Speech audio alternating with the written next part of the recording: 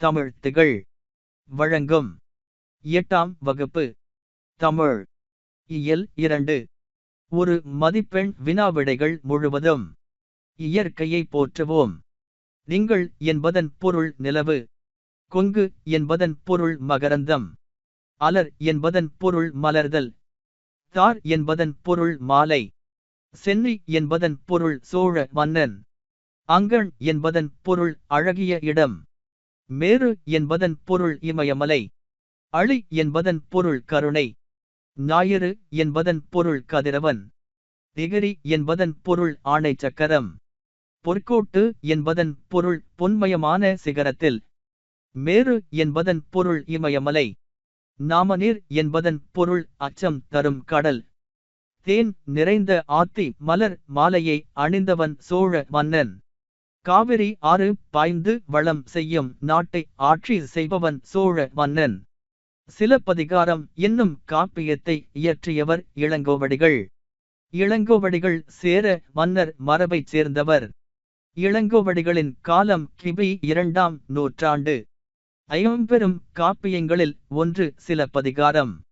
தமிழில் முதல் காப்பியம் சிலப்பதிகாரம். முத்தமிழ் காப்பியம், குடிமக்கள் காப்பியம் என்று போற்றப்படுவது சிலப்பதிகாரம். இரட்டை காப்பியங்கள் என்று அழைக்கப்படும் நூல்கள் சிலப்பதிகாரமும் மணிமேகலையும். பட்ட மரம். கவிஞர் தமிழொலி புதுவையில் பிறந்தவர். பாரதியாரின் வழித்தோன்றலாகவும் பாரதிதாசனின் மாணவராகவும் விளங்கியவர் கவிஞர் தமிழொலி. தமிழொலியின் படைப்புகள் நிலைபெற்ற சிலை, வீராயை, கவிஞனின் காதல், மே தினமே வருக, கண்ணப்பன் கிளிகள், குருவிப்பட்டி, தமிழர் சமுதாயம், மாதவி காவியம். விசனம் என்பதன் பொருள் கவலை. குந்த என்பதன் பொருள் உட்கார. கந்தம் என்பதன் பொருள் மணம். குமைந்தனை என்பதன் பொருள் வருந்தினாய். இற்று என்பதன் பொருள் அழிந்து. எழில் என்பதன் பொருள் அழகு. ஓலம் என்பதன் பொருள் அலறல். எய்தி என்பதன் பொருள் அடைந்து. புவி என்பதன் பொருள் உலகம். மிசை என்பதன் பொருள் மேல். தமிழர் மருத்துவம். தாவரங்களின் வேர், பட்டை, இலை, பூ, கனி முதலியவை மருந்தாக பயன்படுத்தப்பட்டிருக்க வேண்டும். வேர், தழை ஆகியவற்றால் குணம் அடையாத போது சில நாட்பட்ட நோய்களுக்கு தாவரங்கள் மட்டுமல்லாமல் உலோகங்களையும் பாஷாணங்களையும் சித்த மருந்துகளாக நம் முன்னோர்கள் பயன்படுத்தி இருக்கிறார்கள். மருந்து என்பது உணவின் நீட்சியாக இருக்கிறது.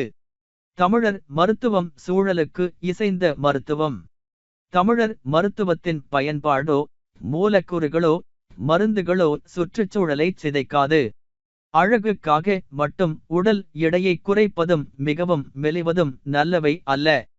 சமையலறையில் செலவிடும் நேரம் நல் வாழ்விற்காக செலவிடும் நேரம். தினமும் 45 நிமிடத்தில் 3 கிலோமீட்டர் நடை பயணம் செய்ய வேண்டும். தினமும் 15 நிமிடம் யோகா, தியானம், மூச்சு பயிற்சி செய்ய வேண்டும். தினமும் 7 மணி நேர தூக்கம் அவசியம். தினமும் 3 லிட்டர் தண்ணீர் அருந்துதல் அவசியம். நம்மை நலமாக வாழ வைக்கும் 3 விஷயங்கள்: சரியான உணவு, சரியான உடற்பயிற்சி, சரியான தூக்கம். வெட்டுக்கிளியும் சருகுமானும். பெண் சருகுமானின் பெயர் கூரன். மஞ்சள் கண்களை உடைய சிறுத்தையின் பெயர் பித்தக்கண்ணு. காடர்கள் பேசும் மொழியை ஆலலப்பு என்று அழைக்கின்றனர். காடர்களின் கதைகள் சிலவற்றை தொகுத்துள்ளவர்கள் மனிஷ் சாண்டி, மாதுரி ரமேஷ். யானையோடு பேசுதல் என்னும் தலைப்பில் தமிழாக்கம் செய்தவர் வக்கீதா. மயங்கொலிகள். உச்சரிப்பில் சிறிதளவு மட்டுமே வேறுபாடு உள்ள ஒலிகள் மயங்கொலிகள். மயங்கொலி எழுத்துகளின் எண்ணிக்கை 8. வானம் என்பதன் பொருள் வெடி. வானம் என்பதன் பொருள் ஆகாயம். பனி என்பதன் பொருள் வேலை. பனி என்பதன் பொருள் குளிர்ச்சி. விலை என்பதன் பொருள் பொருளின் மதிப்பு. விளை என்பதன் பொருள் உண்டாக்குதல். விழை என்பதன் பொருள் விரும்பு. இலை என்பதன் பொருள் செடியின் இலை. இழை என்பதன் பொருள் மெலிந்து போதல். இழை என்பதன் பொருள் நூல் இழை. ஏரி என்பதன் பொருள் நீர்நிலை. ஏரி என்பதன் பொருள் மேலே எரி. கூரை என்பதன் பொருள் வீட்டின் கூரை. கூரை என்பதன் பொருள் புடவை. திருக்குறள். வலியில் நிலைமையான் வல்லுருவம் பெற்றம்.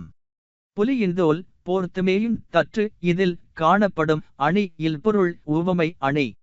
கடலோடா கால்வல் நெடுந்தேர் கடலோடும் நாவாயும் ஓடா நிலத்து இக்குறளில் பயின்று வரும் அணி பெரிது மொழிதல் அணி. திருவள்ளுவர் பெருநாவலர், முதல் பாவலர், நாயனார் முதலிய சிறப்புப் பெயர்களால் குறிக்கப்படுகிறார். திருக்குறள் அறம், பொருள், இன்பம் என்னும் முப்பால் பகுப்பு கொண்டது. அறத்துப்பால் வாயறவியல், இல்லறவியல், துறவறவியல், ஊழியல் என்னும் 4 இயல்களைக் கொண்டது. பொருட்பால் அரசியல், அமைச்சியல், ஒழிவியல் என்னும் 3 இயல்களைக் கொண்டது. இன்பத்துப்பால் களவியல், கற்பியல் என்னும் 2 இயல்களைக் கொண்டது. வருமுன்னர் காவாதான் வாழ்க்கை எரிமுன்னர் வைத்தோறு போல கெடும் இதில் பயின்று வந்துள்ள அணி உவமை அணி.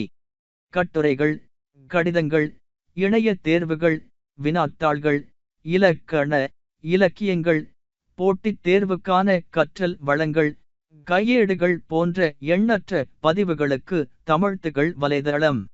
வாழ்த்துகள் மாணவச் செல்வங்களே.